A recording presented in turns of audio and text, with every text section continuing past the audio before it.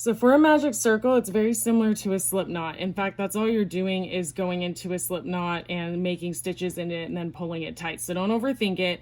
I've seen a lot of videos that walk you through large circles as you see me doing, but to be honest with you, I feel like that makes it harder to control, which makes it harder for you to actually see what you're doing. So take the end of your yarn, and we're gonna go around a smaller space. So I've seen videos where they go around all 4 fingers, so they have a nice big loop. But in this case, I prefer to keep it tighter. So you're gonna go up, over, and cross. So you're just creating that X. I hold it with my thumb. I'm pinching it between those. That's what keeps a little bit of tension right here. I'm going under the first, over, and I'm pulling up. Now, this is where people lose it.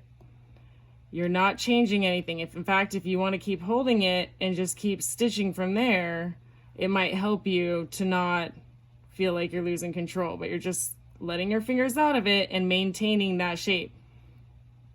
So I've chained 1, and let's just say that the pattern called for single crochets.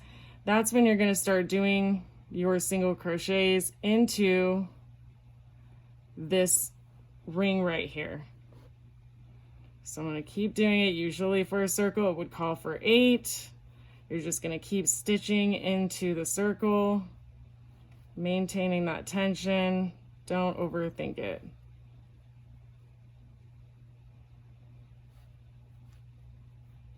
Once you've done all your stitches, that is when you can slowly pull that tight, and that is what will create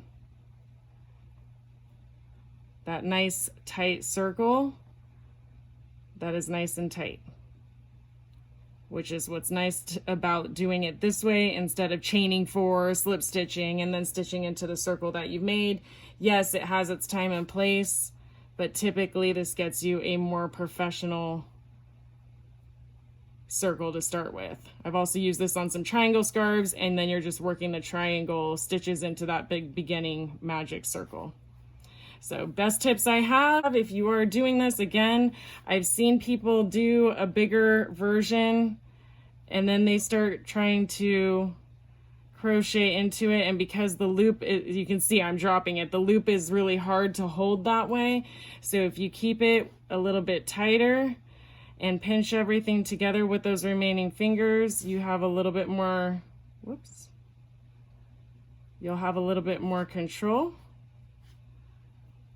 and therefore you are less likely to drop it, which is usually where the frustration comes with these, and do your stitches inside.